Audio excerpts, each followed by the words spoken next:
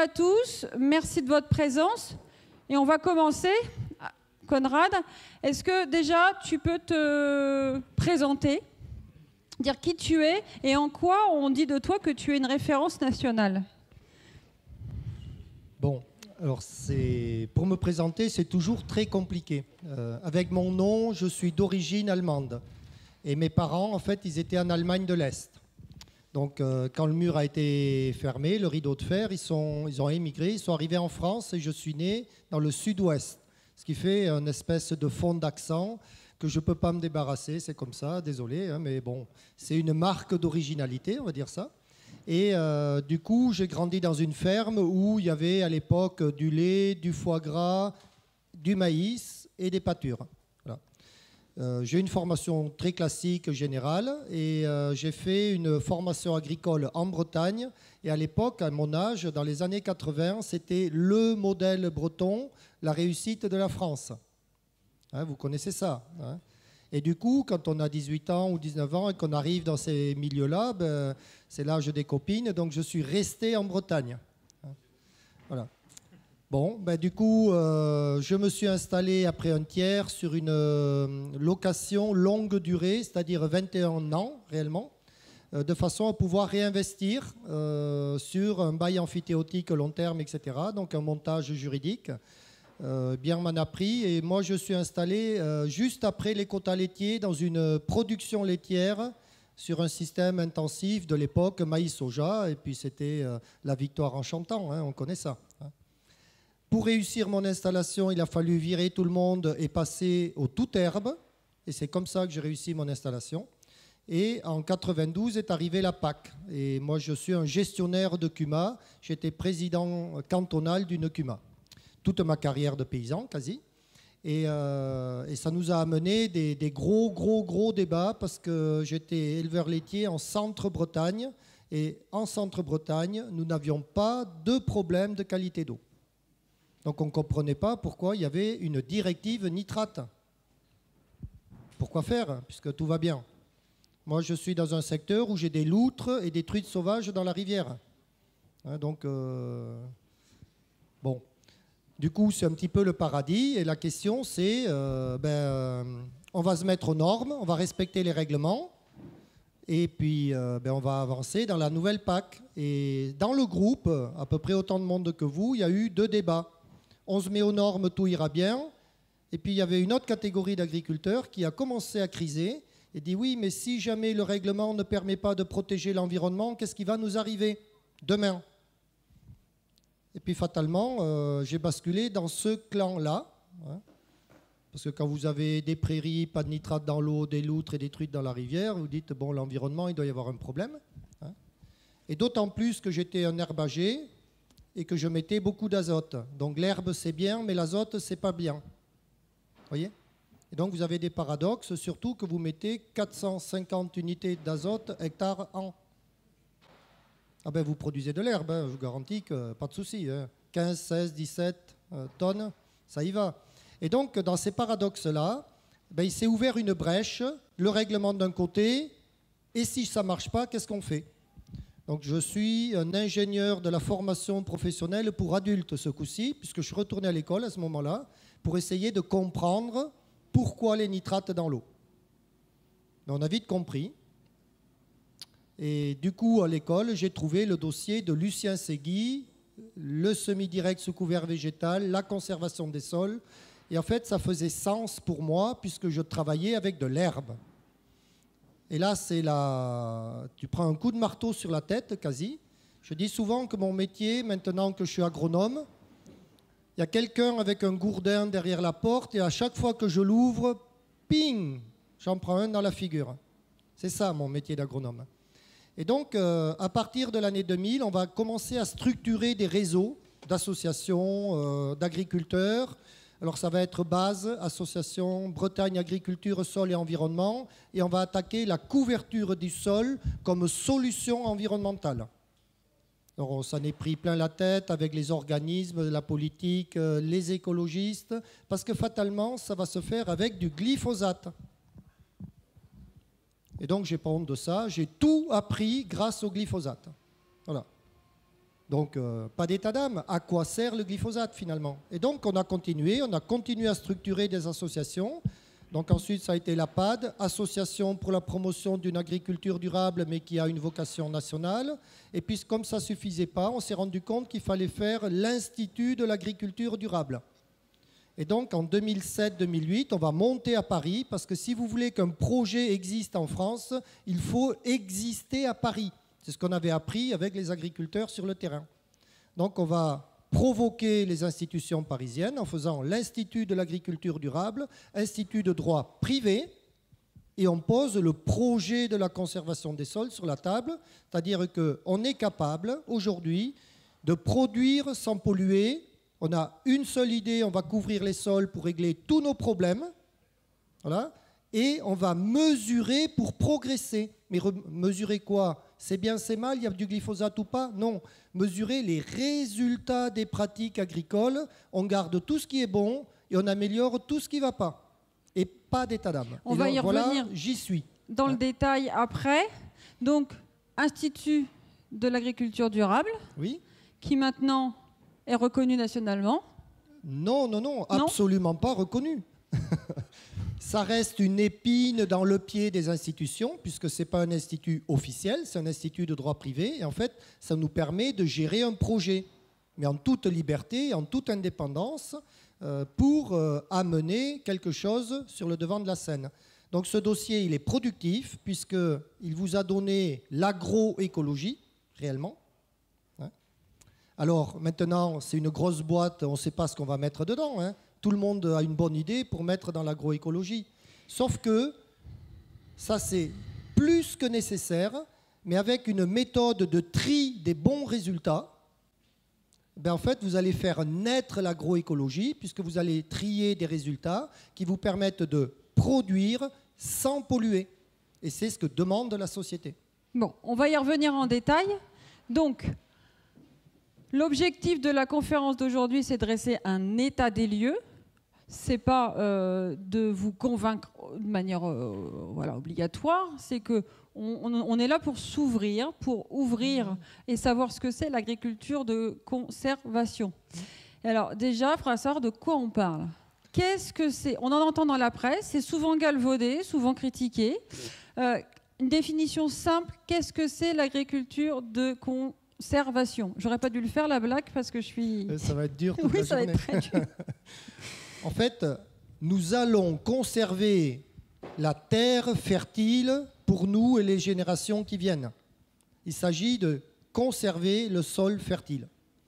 Et donc, c'est né dans les années 30 avec le Dust Bowl américain, c'est-à-dire une érosion éolienne sans nom qui va désertifier deux pays comme la France quasi dans le Middle West.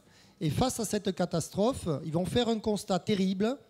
Le travail du sol est responsable de la dégradation de l'environnement. Et c'est les peaux rouges de l'époque, nous, les colons européens qu'on a allègrement massacrés, qui vont leur apprendre à faire de l'agriculture. Parce qu'eux, c'est des colons européens, ils travaillent le sol comme nos pratiques qu'on a culturellement héritées du croissant fertile, mais le croissant fertile n'est plus fertile. C'est le désert. Et donc, les peaux rouges, ils avaient, tous les Amérindiens, du nord au sud, ils ont toujours cultivé avec un bâton et des mélanges de plantes. Donc, ils font un trou, ils mettent plusieurs graines et ils s'en vont chasser le bison. Et après, ils viennent récolter. Donc, les peaux rouges, c'est la milpa, l'Amérique du Nord, si vous voulez. C'est un maïs tuteur qui produit de l'amidon, un haricot géant qui produit des protéines et une courge couvre-sol qui est un fruit qui produit du sucre. Un petit peu comme un melon ou une pastèque.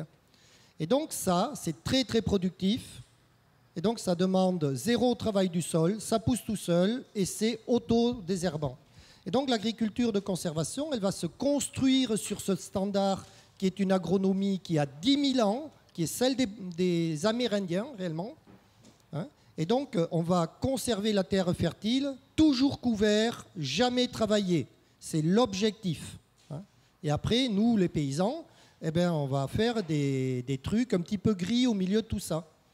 Et donc, dans les années 30, les Américains n'ont jamais réussi à adapter la culture manuelle, parce que c'est manuel, ça, le bâton, et on plante à la main.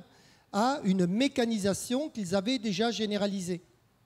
Et donc la mécanisation, ça a toujours été, pour semer une plante, eh bien, on travaille la terre.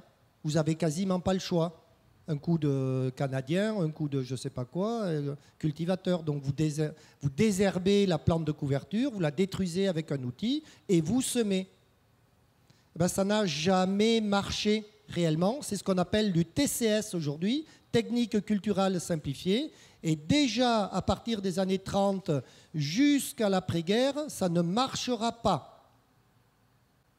Bon, là, ça nous secoue un peu tout ça, quand même. Oui, il faut le savoir. L'histoire est importante. Et aujourd'hui, en France, où est-ce qu'on en est dans ces concepts? Eh bien, en France, on a importé toutes ces pratiques et on a oublié l'essentiel. Et l'essentiel va arriver après la guerre. C'est-à-dire, comme le travail du sol superficiel est réduit, conservation de tillage ou TCS, ou travail superficiel, etc., ne marche pas, les Américains ils vont faire quelque chose d'extraordinairement intelligent. Ils vont inventer les premiers désherbants.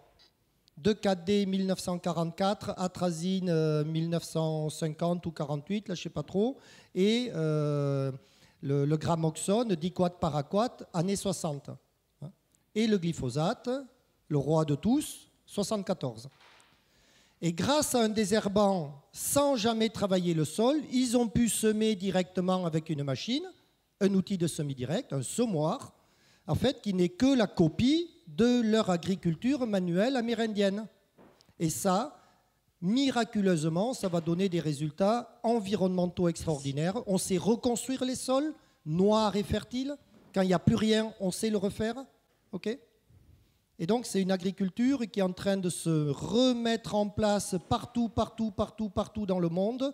Et c'est la seule qui est capable de protéger l'environnement et de produire beaucoup de plantes. Et donc, en France, il va y avoir un drame qui va arriver dans les années 70, réellement, dans l'histoire des pratiques. C'est-à-dire qu'on va importer toutes ces machines et tous ces systèmes techniques des États-Unis. On va importer le travail superficiel, le déchômage, etc., avec le désherbant qu'on va développer.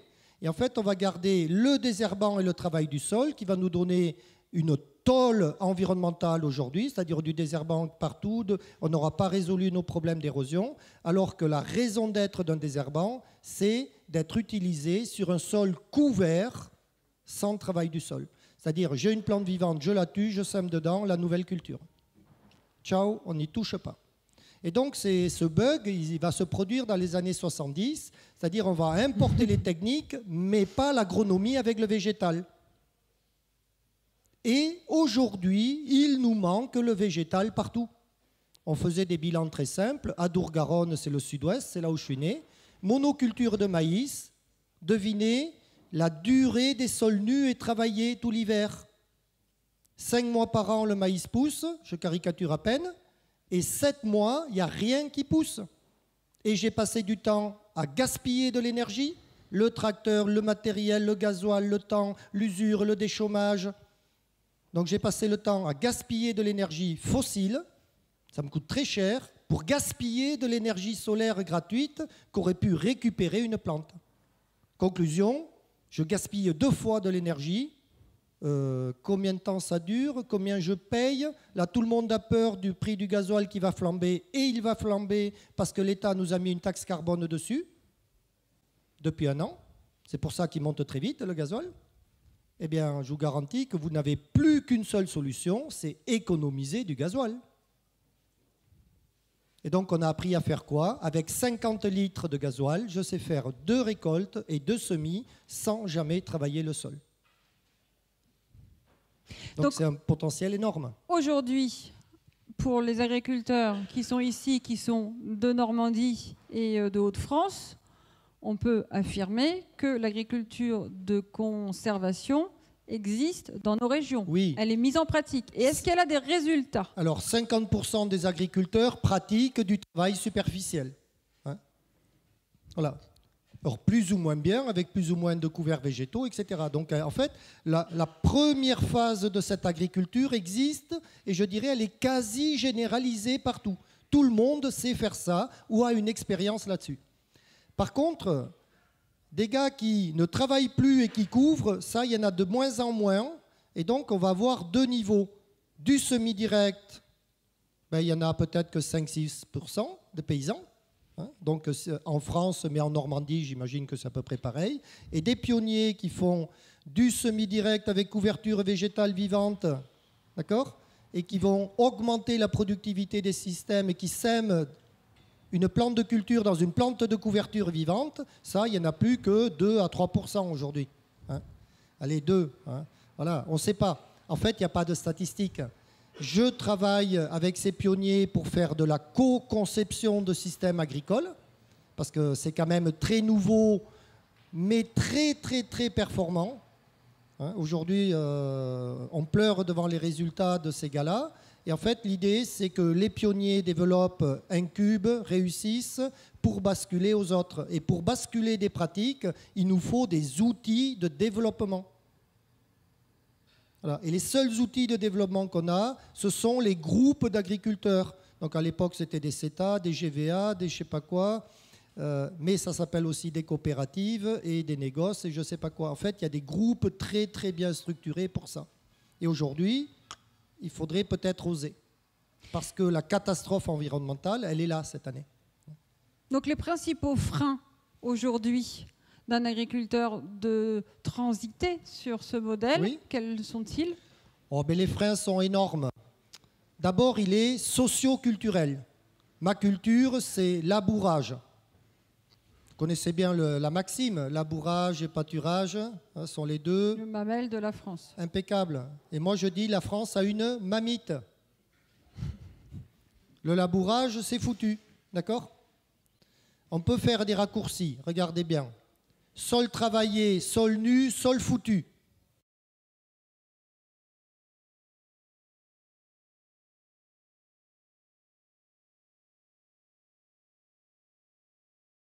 Parce qu'il faut revenir à l'état initial. Donc ça, c'est un vrai problème. Autre débat qui est arrivé avec les paysans. Quand le sol mange de la paille ou du bois ou des feuilles mortes, il produit de l'azote. Plus il va manger de paille, plus il va produire de l'azote. Alors là, on vient de se prendre, ça c'est le gourdin derrière la porte, là. Hein. Il y a quelqu'un qui nous attendait. On a fait des expériences, on a nourri les sols avec de la paille et du bois, et plus on en a donné à manger, plus ça a poussé. On ne sait pas la limite. À tel point que 100 quintaux de maïs avec 0 intrant. Ça c'est, allez, un champ chez un mec, un seul. Donc ce n'est pas du développement agricole. Et donc les freins, ils vont devenir énormes. C'est ça que je veux dire. C'est-à-dire que tout le vieux business de l'agriculture, il est mort. C'est-à-dire, mes intrants, il va falloir les réorganiser, les mettre sans doute à une autre place. Donc, les vendeurs d'intrants, ils freinent, ils ne connaissent pas le nouveau monde. Et puis, finalement, on n'était que des anti-intrants, quelque part. Donc, il y a déjà une machine économique qui va freiner. Ensuite, il y a une machine administrative. Alors, elle a mis 2 fois le pied sur le frein. Le glyphosate, oh là là, quelle catastrophe! Et puis vous mettez de l'azote, encore une catastrophe, vous voyez? Et puis c'est sûr, quand vous mettez de la chimie, vous avez tout tué. Non. Quand je mets de la chimie sur un sol que je détruis avec les outils, là je finis par tout tuer. Par contre, quand je mets de la chimie dans un sol non travaillé où il y a beaucoup de biologie, là je la développe. Et donc, on a mené des batailles terribles avec FNE. Ça a été très simple.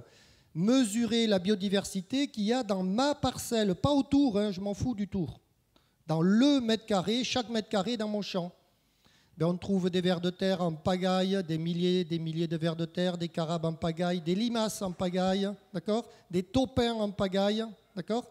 Et donc, le début de la biodiversité, il est là. Il y en a plein. Et donc, y compris donc, ravageurs et auxiliaires, on a tout trouvé, d'accord ? Et quand on compare avec un sol, on va dire, travaillé, classique, c'est de 1 pour le sol travaillé à 100 dans les nouveaux systèmes. Et la même chimie, voire des fois plus. Et donc, voilà les freins. Donc, le frein administratif énorme. parce que l'administration, elle veut de l'agriculture biologique dans sa politique générale de développement. Donc 2 freins énormes qui arrivent, et puis ensuite il y a un frein qui est culturel et technique. C'est-à-dire que pour réussir, ça nous a pris 20 ans quasi d'incubation des réseaux pionniers. Un agriculteur qui change, au début, quand il ne sait pas faire, il perd du rendement. On a divisé des rendements par 2. Donc je ne vous dis pas, votre plaine 100 quintaux, 50, il n'y a pas un paysan qui bouge. Non, on prend cher vis-à-vis de l'entourage. Et donc, qu'est-ce qu'on a fait ? Depuis 20 ans, on travaille à ne pas perdre de rendement quand on change de pratique. Et donc ça, c'est réussi par contre. Aujourd'hui, n'importe quel paysan, on peut écrire un itinéraire technique, il change, il ne perd plus. Donc, en fait, on avait 3 gros freins qui arrivaient. De la profession, des professionnels qui bossent et de l'administration par-dessus. Et ces freins-là, ils ne sont pas levés. Ils sont en partie levés puisqu'on sait ne plus perdre. Deuxième étape, nécessité faisant loi, le deuxième verrou est en train de sauter, c'est-à-dire l'environnement vous rattrape au grand galop et donc vous met des coups de bâton tous les jours, l'érosion, le transfert des phytos, l'abattance, le manque de productivité, voire même la baisse parce que ça ne monte plus, etc. Donc on est obligé de visiter à nouveau nos itinéraires techniques et nos pratiques. Et l'administration, elle se pose tellement de questions que c'est même plus la peine de l'attendre, il faut foncer dans le tas. Je voudrais qu'on parle, si tu le permets, de chiffres. Parce qu'on est devant des chefs d'entreprise ou des conseillers des ATC qui ont des questions. Ouais. Et en termes de chiffres, parlons marge nette, parlons coût de production. Est-ce que tu peux nous décrire un système conventionnel et un système agriculture de conservation ? Oui, en gros, c'est pas dur, c'est kiff-kiff. Parce que vous avez 2 phases dans le métier. La phase où vous allez changer, vous allez apprendre, donc on verrouille tout. On ne prend pas de risque. Je ne veux pas perdre mes rendements, et donc en fait, comme je vais faire des économies sur le gasoil, je vais faire des économies sur l'usure du matériel, je vais faire des économies sur le temps de travail. En gros, je divise par 2 le temps de travail, je divise par 3 le gasoil, et le parc matériel par 2 quasi aussi. Mais j'ai des intrants qui montent. Je vais acheter plus de couverts. D'accord ? Donc j'ai une charge qui vient. Donc des économies sur la structure, mais des économies qui n'existent pas sur le variable. Je vais acheter des couverts, je vais bétonner sur la fertie. Je ne vais sûrement pas baisser la fertie. On s'est rendu compte qu'il ne fallait pas baisser les plans de fertilisation. On a cherché de l'azote, c'est ce qu'on fait depuis 10 ans. Alors on en a trouvé plein, ça va, mais on a cherché de l'azote, je vous le garantis. Et donc, on s'est rendu compte que dans les charges variables, il n'y avait pas beaucoup d'économies, en fait. Les phytos, au début, ça ne change pas. Ça ne change que maintenant. Il y a une vraie relation entre sol vivant, en bonne santé, avec beaucoup d'activités biologiques, beaucoup de matière organique, et lutte biologique intégrée. Ça se suit, si vous voulez. Mais au début, vous ne l'avez pas non plus. En fait, c'est maintenant que je trouve les gains. Et là, les gains, ils deviennent colossaux. Parce qu'en fait, comme on s'est attaqué à produire du végétal, le couvert végétal qui était un CIPAN réglementaire, il s'est transformé en couvert végétal qui se transforme en production de biomasse, qui se transforme en deuxième culture. C'est ça qu'on a fait. Eh bien, en fait, on est en train de valoriser notre deuxième culture et c'est là que vous commencez à augmenter les revenus. OK ? Et donc, les revenus, ils arrivent là, dans la deuxième phase. Donc, la première phase, vous ne gagnez rien. Vous écrasez des charges de structure, mais à la limite, vous augmentez vos charges opérationnelles.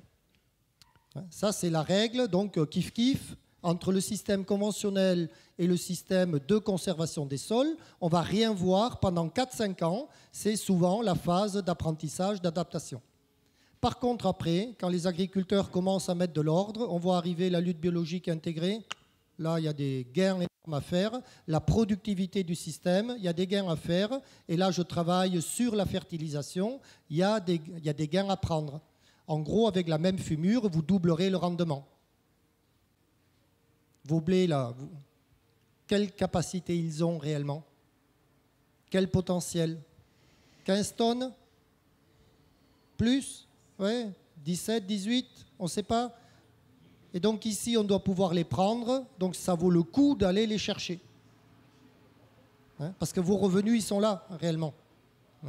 Et donc, quand la réorganisation arrive, parce que la biologie est là, en fait, je dis souvent que l'on fait une agriculture. Maintenant, je vais mettre un grand B, bio, hein, ou dans l'autre sens pour vous. Et puis, on va mettre un tiret de l'ordinateur et un grand L pour faire logique. D'accord ? Il faut que la logique de fonctionnement de la biologie, de la plante, du sol revienne dans les systèmes de management de l'agriculture. Et quand ça va arriver, vous doublerez les rendements, puisque les pionniers, on s'attaque à ça. Donc la question, c'est que fait-on des productions, hein? C'est ça la vraie question. Excuse-moi d'appuyer sur cette notion économique. Enfin, je voudrais placer le contexte pour Noriap. On a 2 années qui ont été difficiles. Oui. Donc on a des trésoreries qui sont basses. Oui. Et tu viens de dire, mais on s'inscrit dans un résultat à moyen terme. Comment on peut convaincre un agriculteur qui a déjà des trésoreries limites à passer à un système où pendant quelques années, ça va être difficile pour lui? En fait, c'est pas dur. Comme il ne perdra pas à changer, il faut qu'il y aille, parce que s'il reste là où il est, il va en crever. C'est aussi simple que ça. Je ne vois plus que ça. Je suis spécialisé dans l'élevage. Eh bien, aujourd'hui, un éleveur qui produit un coût alimentaire à 120 € les 1000 litres de lait, il est condamné à crever, peu importe la taille de la ferme. Donc s'il ne passe pas à 80 € les 1000 litres, s'il ne sait pas faire ça, il n'est plus éleveur demain. Hein? Et donc, avec lui, vont tomber tous nos outils, toutes nos structures, la collecte, la machin, la transformation, etc. Donc en fait, le débat, il ne se pose pas en termes économiques réellement. Il se pose en stratégie de management d'entreprise. C'est je suis dans le caca, où est-ce que je vais demain? Hein? Et je veux m'en sortir, je veux être paysan demain, je dois avoir un projet, et ce projet, il faut le reformuler. Et donc, globalement, comme il ne va pas perdre à changer, qu'il fasse du conventionnel comme avant ou qu'il change de pratique, eh bien, les années seront les mêmes dans la première phase. Donc, il n'y a aucun problème à changer parce qu'il va arriver des choses assez extraordinaires et bluffantes demain. C'est-à-dire, ce que l'on voit arriver, c'est que nos couverts végétaux deviennent des doubles cultures. D'accord ? Et ces doubles cultures, on a commencé à en faire du biogaz, de l'énergie, du je ne sais pas quoi. Enfin bref, on commence à gérer de la biomasse réellement. Donc, on crée des revenus supplémentaires dans les fermes. Merci. On va, si tu le permets, passer à 2 expériences d'agriculteurs. Et puis, en plus, après, on aura une séance d'échange. Oui, tout à fait. Jean-Marie Thibault, est-ce que tu peux nous rejoindre? Alors, Jean-Marie, on lui a demandé d'intervenir, enfin, on lui a proposé d'intervenir cet après-midi, parce que toi, tu es sur le chemin, on va dire. Donc, est-ce que tu peux déjà nous présenter ton exploitation et où tu te situes? Alors, bonjour à tous. Donc, je suis en GAEC céréales, porc. On a il y a 200 hectares et 200 truies naisseurs-engraisseurs. Et c'est un GAEC 3 associés. Moi, personnellement, en fait, pourquoi je suis venu à m'intéresser à l'agriculture de conservation, c'est plus une problématique de portance des sols au départ. Parce qu'on voulait valoriser tous nos effluents d'élevage sur des cultures de printemps. Donc on passe avec nos tonnes à lisier dans les blés. Et le système labour, n'importe comment, on ne pouvait pas le faire. Et donc en labourant plus et tout ça, on a amélioré la portance des sols. Et ça nous a permis de valoriser les effluents sur les cultures de... Parce que je n'avais pas beaucoup de cultures de printemps. Je ne pouvais pas valoriser les lisiers sur des cultures de printemps. Donc il fallait que je valorise au printemps sur des cultures d'automne. Donc ça, c'était une problématique. Oui, micro. Alors, on va revenir. Est-ce que, concrètement, tu peux nous dire qu'est-ce que tu fais en termes de travail du sol dans ton exploitation? Où est-ce que tu en es? Aujourd'hui, au niveau du travail du sol, tout à l'heure, vous parliez d'énergie. La consommation de fuel sur mon exploitation, c'est 35 €. Je consomme 35 € de l'hectare de fuel sur l'année, quoi.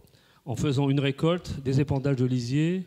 Donc je travaille le sol vraiment à minima. Tu as abandonné le labour depuis combien de temps? Alors la problématique chez moi, c'est que je suis en zone périurbaine. Et donc je suis tout près d'Amiens. Je suis vraiment en bordure d'Amiens. Et je fais que le labour, je laboure quand même, mais pour des cultures de betteraves, parce que j'ai un problématique d'odeur vis-à-vis du voisinage. Donc on fait un couvert, on broie le couvert, puisque on épand le lisier au mois de février, et puis on laboure pour pouvoir... Il y a un problème de réchauffement de sol pour la culture de la betterave, uniquement ça. Autrement, le reste, c'est plus labouré depuis 2000. Au niveau des semis, qu'est-ce que tu as mis en place? Ben déjà, j'ai changé de semoir, c'est-à-dire que papa a été un des premiers à avoir une rotative dans les années 73, 70. Et on est un des premiers à avoir abandonné la rotative. Et on est passé en 2000 avec des semoirs à disque pour pouvoir semer sans travail du sol, quoi. Donc on a des semis, mais on travaille. On n'était pas en semis sous couvert à ce moment-là. Au niveau des volumes, bas volume de pulvée? Alors après, oui, on a fait une formation en bas volume au niveau des phytos. Parce que ça, c'est plus pour réduire, pour améliorer l'efficacité en réduisant l'usage des phytos. Voilà. Le glyphosate, j'en emploie, c'est pareil, mais on est comme on est en bas volume, on est à 0,5 ou 1 litre hectare, quoi. On n'est pas sur des doses qui sont préconisées, quoi. Et en culture compagne, est-ce que tu as mis en place quelque chose? Alors, les cultures, nous on a beaucoup de cultures d'automne, donc comme on récolte, on est en Hauts-de-France, donc on récolte plus tard. Donc l'intervalle entre la récolte et puis l'implantation des cultures, c'est le colza. Il y a le colza et puis les céréales, il est très court, donc on a peu de...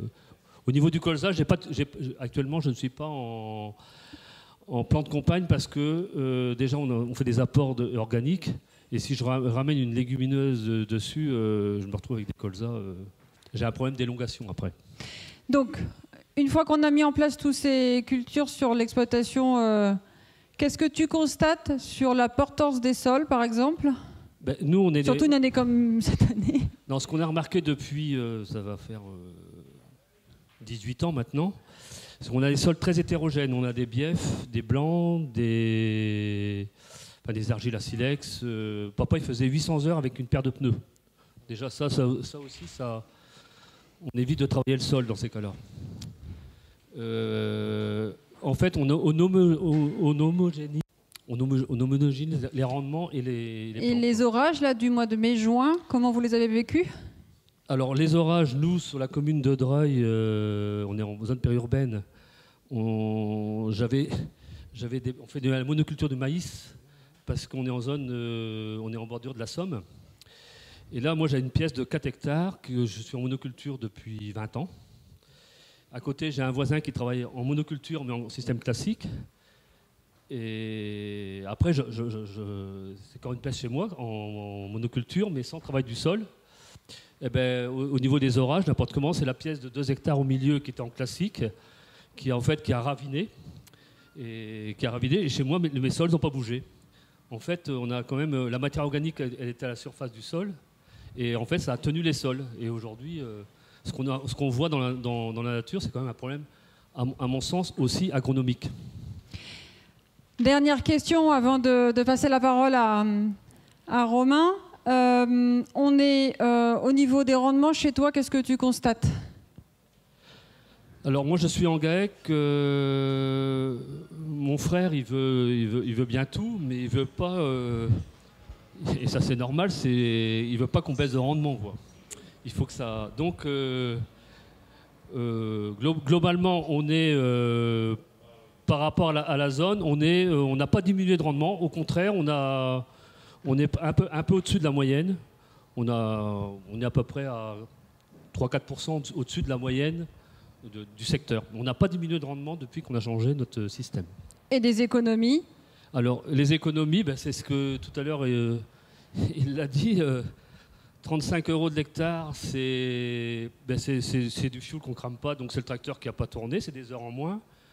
C'est du matériel d'usure en moins. Pour implanter un blé, moi, il me faut 5 litres de fuel. Avec ça, j'en ai assez pour implanter ma culture. Alors qu'à côté, On a des systèmes, je vois en pommes de terre, quand on trie les pommes, on fait du tamisage, les gars ils consomment 70 litres de fuel à l'hectare pour un passage. Donc des résultats concrets, une expérience que tu as faite toi seul avec une ouverture d'esprit et puis aussi en t'appuyant sur des groupes locaux comme le disait Conrad tout à l'heure.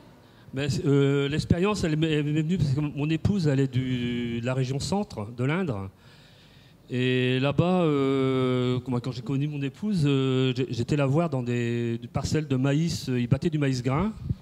Et en fait, ils étaient en système classique et on y allait avec les bottes. Et nous, avec le poids du bonhomme, on s'enfonçait. Déjà, ils récoltaient la chenille et on s'enfonçait toute la botte, rien que le poids. Et donc, eux, ils sont arrivés dans le mur, quoi. Et là, ils ont changé de système depuis, pareil, dans les années 2000. Ils sont partis en non-labour. Donc là, c'est des champs qui sont drainés là-bas. Et ils sont partis en non-labour et aujourd'hui, il n'y a plus d'ornières. Ils ont amélioré la structure du sol par le non-labour et en agriculture de conservation.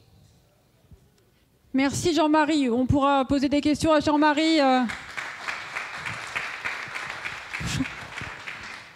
Vincent, je me suis trompée. Je fais Romain-Vincent, Vincent-Romain. Excuse-moi. Donc Vincent, toi tu es agriculteur depuis 1999. C'est ça. Et puis en 2013, au printemps... il se passe quelque chose. Oh, un petit peu avant déjà quand même. Un petit peu avant. Ouais. Raconte-nous. Donc moi je suis en Seine-Maritime, exploitation, polyculture, élevage, laitier. Donc je suis cultivateur de plantes, éleveur laitier à tendance utopiste. Voilà. Donc moi je suis sur une exploitation à la base céréalière avec une problématique. Ça commence toujours comme ça par un problème, un gros problème de matière organique. Donc dès le début il y a des couverts végétaux dès 99.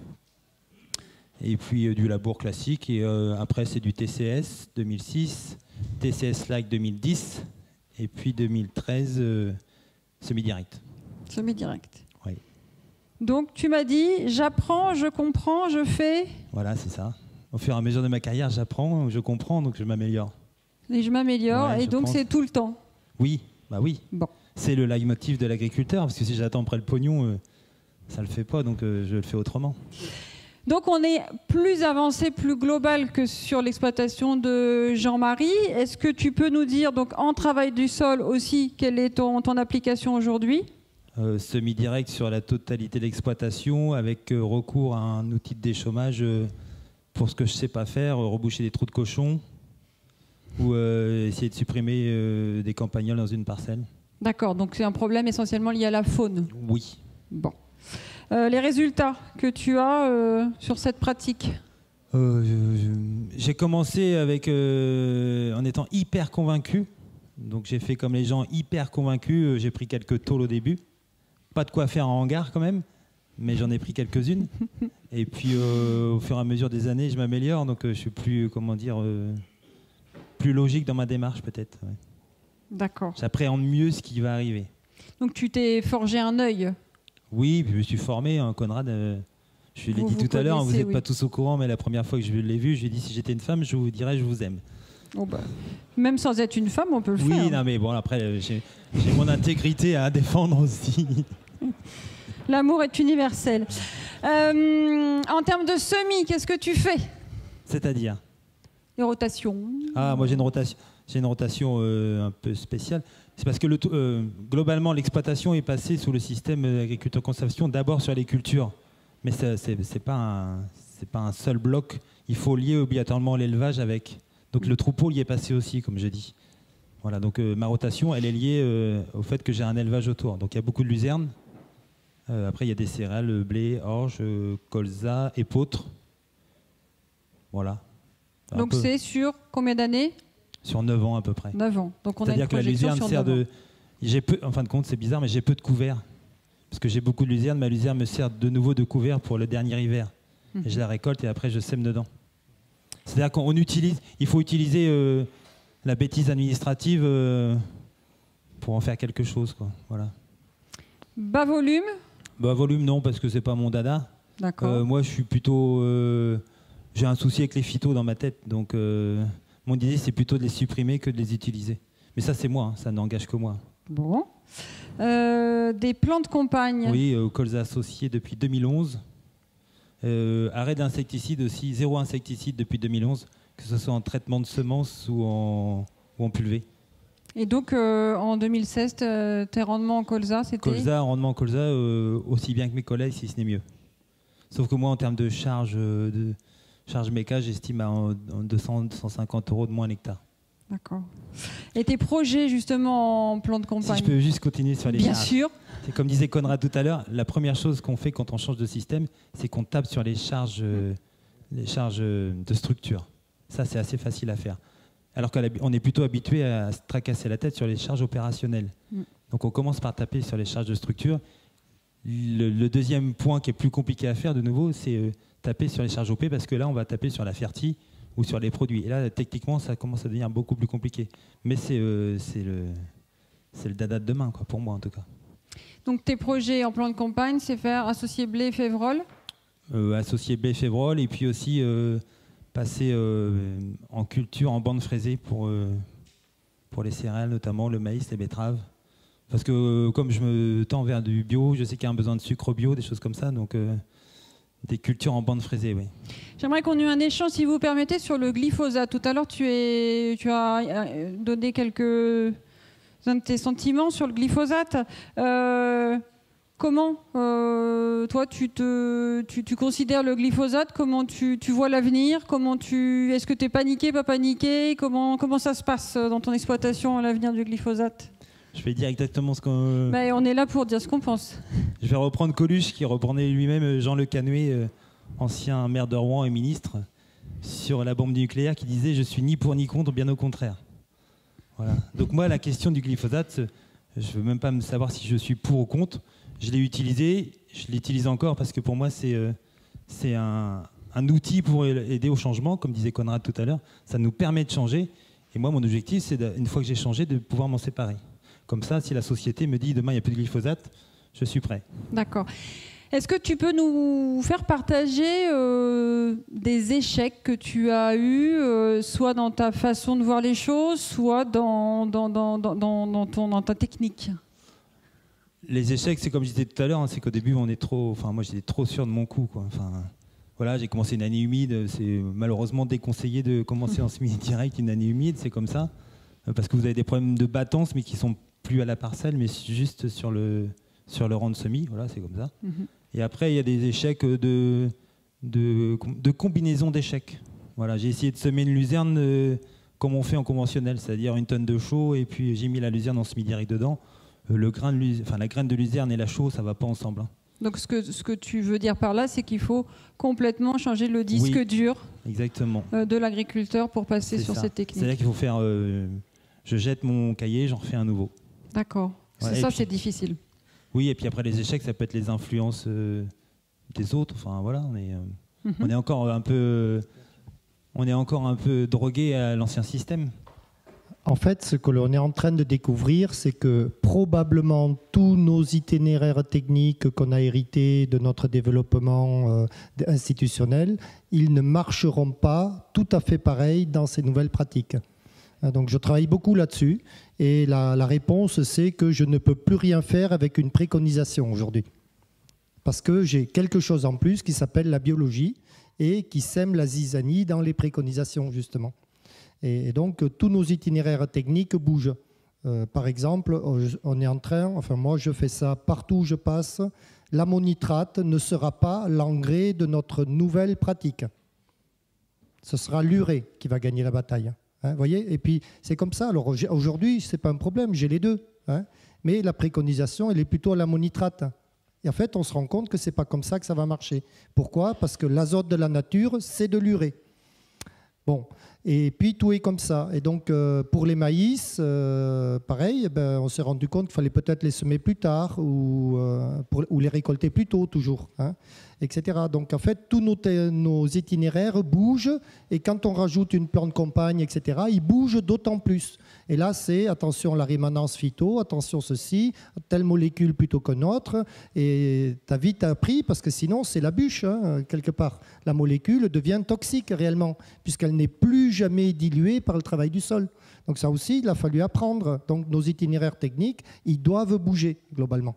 Et ça, c'est peut-être la plus grosse difficulté des pionniers, peut-être la plus grosse cause d'échec aussi, parce qu'on ne le savait pas. Et aujourd'hui, avec le retour, on sait beaucoup de choses. Pour exemple, le blé, eh bien, on ne sait pas avec la fin du gaucho si on va le semer plus tard ou carrément maintenant à la moisson. Hein. C'est les deux itinéraires qu'on visite, par exemple. Pour le pois, on a fertilisé avec de l'azote les pois. Pourquoi? Parce que quand vous travaillez plus la terre, elle ne minéralise plus, par exemple. Donc on a rajouté de l'azote. Un truc qui fait dresser les cheveux à tous les instituts, hein, l'INRA en premier. Mais l'autre jour, vu la catastrophe environnementale dans le sud-ouest et partout en France, j'ai dit, ben, aujourd'hui, l'INRA, il faut enlever le A. Parce que ben, on est tous dans le mur à une vitesse dont on n'a pas idée. Hein. Le sud-ouest, qui est mon pays d'origine, il y a 3,3 millions de terres arables cultivées en céréales et en maïs, ou en culture de printemps, maïs et tournesol et soja. Eh ben, la moitié de la sole est naze. Je ne sais pas comment nos outils économiques vont se relever de ça, que ce soit un paysan ou une coop ou un négoce, peu importe. Juste pour finir sur Vincent, l'étape d'après, c'est le passage au bio. Ouais, alors c'est pour deux raisons. La première, c'est parce que j'ai un souci avec les phytos, mais ça, c'est moi. Et la deuxième, c'est que la filière bio, pour moi, c'est une filière où je pourrais commercialiser et retrouver une rentabilité. Voilà. Et si on va vraiment à long terme, je pense qu'un jour, l'agriculture, elle s'appellera agriculture naturelle. Ça ne sera pas ou bio ou conventionnel, ça sera de l'agriculture, tout simplement. Il faudra un peu de temps. C'est-à-dire qu'on a mis 70 ans pour en arriver là, à peu près, je ne me trompe pas. On mettra peut-être 70 ans pour revenir au point de départ. Ce qui ne veut pas dire qu'on sera rétrograde. Hein. Mais repenser comme avant, c'est peut-être l'avenir. Merci. On va ouvrir un temps de réflexion. Donc j'imagine que... Bravo. J'imagine que ça a secoué un peu certains esprits. Donc vous pouvez poser vos questions. Ils sont là, il n'y a pas de mauvaises questions et on est là pour échanger, au contraire.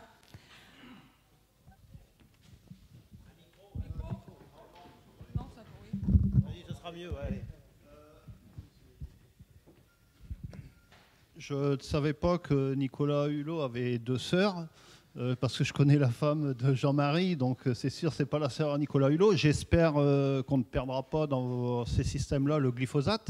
Ça, c'est ma première interrogation, parce que moi, je suis un peu l'envers de ce que vous faites. Je suis encore un fidèle à la charrue.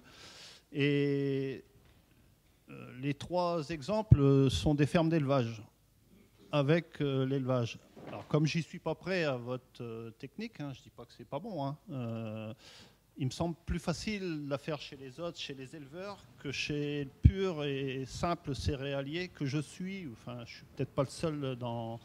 Voilà. Donc, bon, si on perdait un jour le glypho, et puis, bon, sur des fermes pures céréalières, est-ce possible voilà. Moi, je vais commencer, puis je pense que Conrad pourra complémenter. Moi, je pense que oui. Alors moi, ma fibre d'éleveur, elle est là. Si je ne fais pas élevage, moi, je quitte le métier. Je fais autre chose. Je suis un passionné du polyculture et élevage. Par contre, pour avoir visité des exploitations, je pense qu'en céréales, ça pourra être bon. Notamment, comme disait Conrad tout à l'heure, sur des dates de semis qui seront peut-être totalement différentes de ce qu'on connaît aujourd'hui. Donc peut-être ou très très précoces ou très tardives. J'ai visité un exploitant la semaine dernière qui sème des blés début août. Bon, il passe pour un taré dans son coin. Comme moi, je passe pour un taré dans mon coin, vous inquiétez pas. Je suis très décrié. Il faut le broyeur fin septembre dedans, pour vous dire. Et puis au printemps, il a un blé qui repart et qui est plutôt propre. Ou voilà, des choses comme ça. Donc il y a tout est à écrire. Hein. D'ailleurs, on a un bon écrivain à côté. Alors, le glyphosate.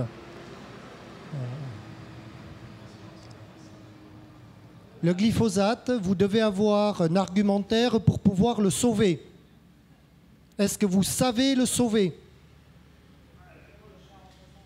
Voilà. Premier travail. Donc, on a commencé à sauver le glyphosate, t'inquiète pas. Ça marche comment? Je veux que tu fasses un magnifique champ jaune, c'est-à-dire j'ai une prairie, je pulvérise au glypho, je tue tout le monde. Enfin, je tue les plantes. Surtout pas les vers de terre, les insectes, etc., qui risquent rien avec le glyphosate. Donc le glyphosate, c'est un excellent outil pour produire la biodiversité et protéger l'environnement. C'est le seul opérationnel à condition que je ne travaille plus jamais la terre. C'est ça le vrai débat. Et donc on peut vous le prouver. Je peux amener Nicolas Hulot dans n'importe quel champ qui prend du glyphosate, mené comme ça produit, c'est propre et il y a de la biodiversité. Et je sais que ça ne va pas dans l'eau, parce que je vois le champ jaune et je commence à râler avec mes collègues paysans. Il est passé dans le fossé, il est passé sur la route, il a tartiné un petit peu parce que oh, la petite touffe qui pousse là, c'est pas joli, etc., etc. Ou alors il a un gros loupé au milieu du champ. Et en fait, on s'est rendu compte que c'est un excellent outil pour apprendre à travailler correctement l'agronomie. Voilà. Et maintenant, je dois me bagarrer.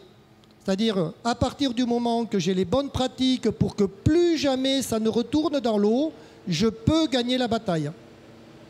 D'accord? Mais je ne peux pas l'utiliser n'importe comment. Et donc, le glyphosate, ça va être un vrai pavé. Et donc,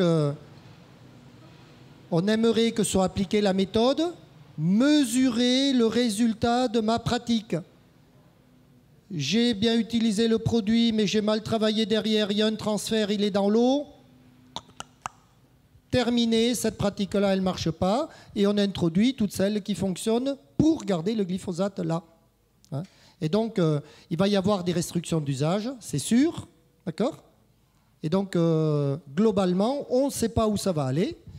Toujours est-il que c'est chaud au niveau gouvernement, parce qu'aujourd'hui, le glyphosate, tu vois, on a enlevé les néonicotinoïdes, et maintenant, qu'est-ce qui tue les abeilles? Parce que c'est toujours pas réglé le problème des abeilles. Eh bien, c'est le glyphosate.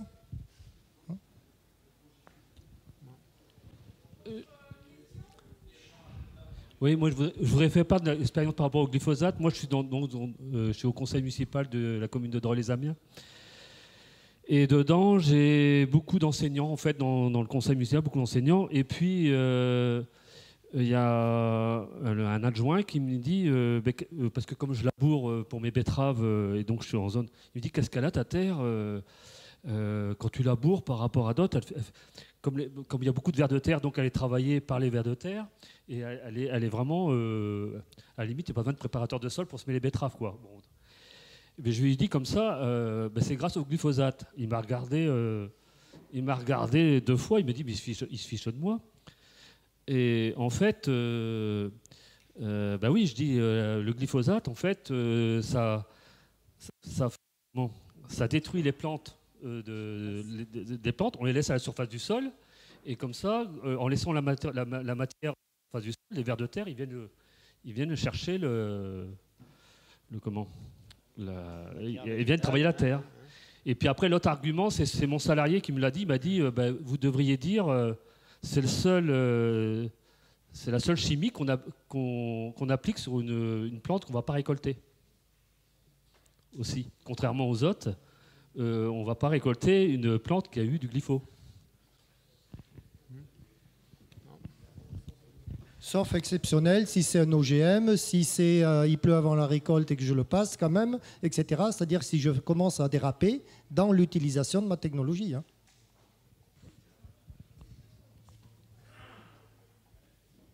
Des réactions, ok, là-bas. Une question à Vincent, Jean-Marie et autres, c'est Conrad. Lors de votre conversion, quelle a été l'évolution de vos revenus fiscaux? Parce que c'est quand même le nerf de la guerre. On doit vivre et faire vivre sur nos exploitations. Donc je voudrais bien savoir un petit peu comment ça s'est passé les premières années de votre conversion, pour savoir si vous avez réussi à maintenir votre revenu fiscal ou pas. Alors pour moi, les premières années, je vais être très clair avec vous, j'ai défiscalisé dans mes échecs. Voilà, il faut être clair.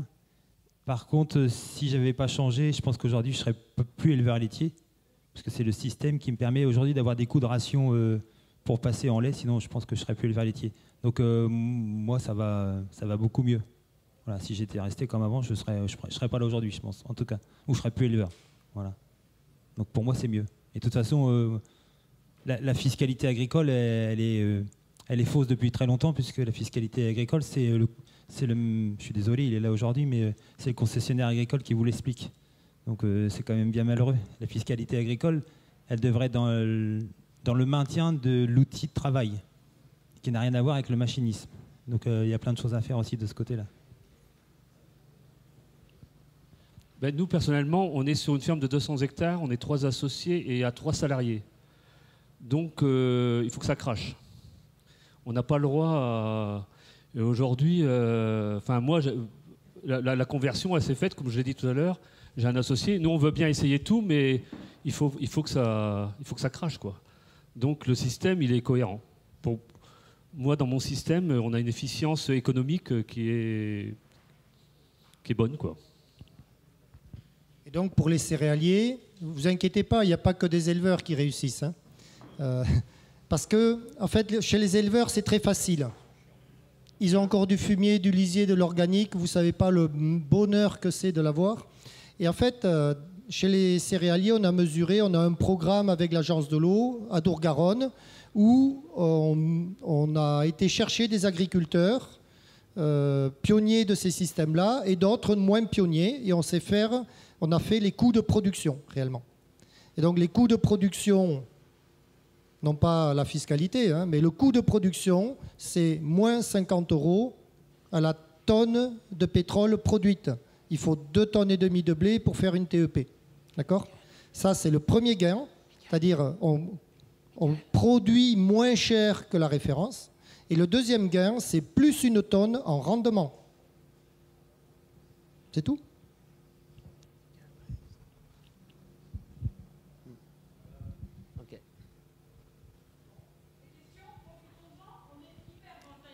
C'est la chaleur ou les informations qu'on vous a données là, hein? On vous a complètement assommé. Ah non, voilà. Rémi, notre monsieur en agro-environnement. Une question à Conrad. Qu'est-ce que vous appelez une terre foutue dans le sud-ouest? C'est quoi une terre foutue quand vous dites il y a la moitié qui va être foutue? Là, je sors, j'ai la terre foutue. Naze. Naze, pareil, c'est naze. C'est quoi la définition? En fait, vous avez de la compaction, de l'abattance, pas d'activité biologique, plus de matière organique. Voilà, c'est ça. Donc vous faites une analyse de sol, vous avez beau avoir du NPK, ça ne sert plus à rien. D'accord ? Non, il vous manque l'essentiel, une structure grumeleuse, aérée, organobiologique, et il faut 3, 4, 5% de MO dans vos sols. Donc là, on est à 1, il faut remplir le réservoir. C'est le job le plus urgent à faire. D'accord ? Et donc, on le voit partout. Aujourd'hui, il a plu, tout de suite, vous avez travaillé, tout de suite, vous avez une battance, il n'y a plus rien qui pousse, toutes les plantes s'asphyxient et elles tombent malades. Le vulpin, il prolifère dans ces sols-là. Les riras, ils prolifèrent dans ces sols-là. Plus vous luttez, plus ils se développent. Hein, à tel point qu'on a fait des reiras et des vulpins, des couverts végétaux. Ça pousse tout seul, donc c'est gratuit. Au boulot, mettez-leur de l'engrais, faut qu'ils poussent.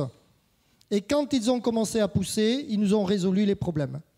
Que fait un reira dans un sol? Il construit un complexe argilo-humique ou un pseudo-complexe. Il fait ce qu'il peut pour corriger la grosse connerie qu'on vient de faire avec les outils. Voilà. Et donc ça, c'est sur toute la France, plus ou moins, selon les pratiques des paysans, mais c'est devenu dramatique. Voilà, c'est sol foutu, c'est ça.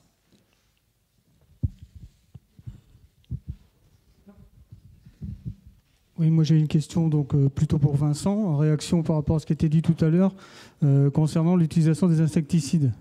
Donc la politique zéro insecticide, je suis assez tenté aussi par ce raisonnement-là. La crainte que j'ai en fait, c'est l'influence des parcelles envoisinantes. Je me pose pas la question. Non, je pense pas qu'une fois que tu as un vivier dans ton champ, c'est plus facile. Globalement, si je ne dis pas de bêtises, hein, quand on essaie de traiter un problème d'insectes par la chimie, globalement, on résout 10% du problème et 50% des auxiliaires. Donc, on inverse la tendance. Hein. Xavier peut être témoin, j'utilise peu ou pas d'antilimaces.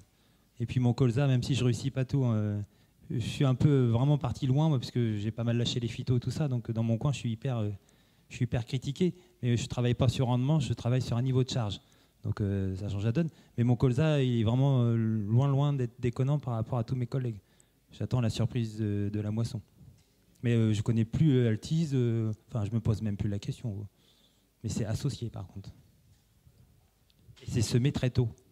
Voilà, on est de nouveau dans une dynamique différente. Je fais une croix sur mon cahier existant. J'oublie que le taux de matière organique dans les bouquins, c'est marqué 2, mais c'est plutôt 4 ou 5. On réécrit tout, voilà, on recommence tout à zéro. Ouais, donc je vais vous rejoindre un petit peu sur ce que vous disiez tout à l'heure. Moi aujourd'hui, je mets des colzas associés, je les sème assez tôt. Et puis en fait, c'est le côté social en fait, qui m'empêche de passer le cap de dire je ne fais plus d'insecticides. Ouais, moi je voudrais intervenir parce que j'ai fait des... Comme on a peu de culture de printemps, donc j'ai eu des SIE là, sur culture d'automne. Donc j'ai remis derrière un blé, j'ai mis un SIE et j'ai semé un escourgeon. Avec mon semoir, donc j'ai fait un coup de glypho et j'ai semé directement dans les SIE mon escourgeon. Ce que je me suis aperçu, c'est que la SIE, elle a été porteur de jaunisse, de pucerons. Enfin, c'est un peu le travers du système. C'est que même avec des semences traitées escourgeons pour les pucerons, j'ai eu quand même des symptômes tellement il y avait une forte pression puceron qui était maintenue dans la culture, dans le SIE. Donc c'est un peu, des fois, on apprend aussi des choses. Et donc pour vous rassurer, tous nos colzas, il n'y a plus d'insecticides depuis très longtemps. C'est semis à la récolte du blé, associé, fertilisé à l'automne. Il faut qu'il galope, plus il galope, mieux c'est. Et s'il est trop important, vous le broyez. Allez, vous avez encore un petit coup d'horizon si vous voulez le bloquer, ce n'est pas un problème. Voilà, terminé. Vous y envoyez les vaches ou les génisses ou les moutons, on a commencé à faire ça.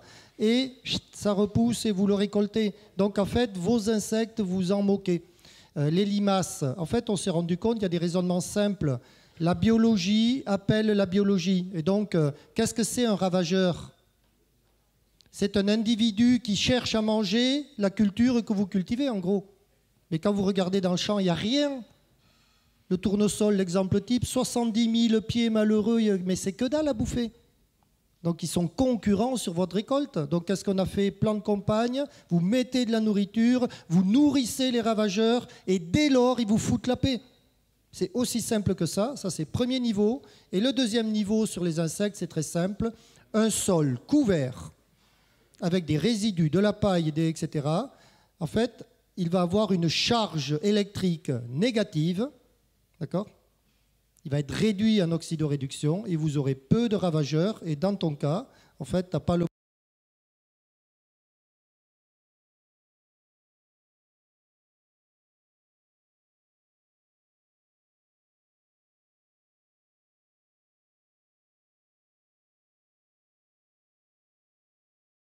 Pommes de terre. J'ai pas de patate, mais il y a un groupe en Seine-Maritime qui bosse sur la patate. Ils ont déjà vraiment revu tous leurs itinéraires techniques et ils commencent à travailler sur des buts à l'automne ensemencés de couverts pour avoir juste une reprise au printemps. Et là, c'est vraiment leur leitmotiv pour les années à venir, vraiment trouver des systèmes beaucoup plus légers en travail de sol et aussi en phyto. Parce qu'évidemment, la pomme de terre a un IFT quand même plutôt violent, donc il y a un gros boulot là-dessus qui va demander évidemment quelques années. Donc on a la technique, c'est toujours la même. Les agriculteurs qui doivent travailler, qui veulent travailler ça, on les réunit. Deuxième étape, il faut leur groupement, leur sélectionneur, leur technicien de culture avec, et on construit les nouveaux itinéraires. Donc il y en aura 4 qui seront testés. Je suis en train de faire ça. On les écrit avec eux. C'est du travail de co-construction. Oui, c'est possible, non, c'est pas possible, etc. Ce qui marche le mieux aujourd'hui, c'est couvert végétal à l'automne après le blé. On met de la fertile s'il faut des beaux couverts. On détruit tout juste avant la plantation. Un coup d'outil en fait, qui fait la préparation et on plante dans la butte, si vous voulez. Donc ça marche pas trop mal. Et donc on va continuer donc, la butte préformée à l'automne. Ce système-là amélioré. Un système sans butte. Dans la paille, directement, on va l'essayer aussi. Et donc, il y aura 4 itinéraires. Et en fait, ce qu'on a commencé à comprendre avec tout le monde autour de la table, le levier génétique doit être actionné, parce que toutes les patates ne vont pas résister à ça. On a des essais sur les patates, je ne vous dis pas, c'est bluffant. Vous en mettez 30 variétés sous la paille, vous laissez pousser, vous n'y touchez pas. Il y en a 15 qui s'en sortent et sur les 15, à la récolte, il y en a encore la moitié qui va pourrir instantanément. Et d'autres qui sont encore nickel jusqu'au printemps, dans la paille, elles n'ont pas bougé, ni mangé, ni rien attaqué par personne. Donc, génétique. Donc ça va être, il faut l'identifier, donc il faut les généticiens. Et dans les parcours fertiles, ça aura de l'importance. On en a discuté pas mal. La fertilisation sera un élément clé. Donc il faut tout le monde autour de la table. Il faut oser les systèmes. Donc ça ne peut être que chez des agriculteurs avec une méthode simple. Il a, je ne sais pas combien, 50 hectares de patates, il ne change rien, sauf 1 hectare qui fait partie de la réflexion dans un groupe où il y a 3, 4, 5 solutions qui sortent. C'est la méthode, on trie et on avance. Et tout ce qui est bon, on bascule. Voilà, c'est ça la technique. Ok.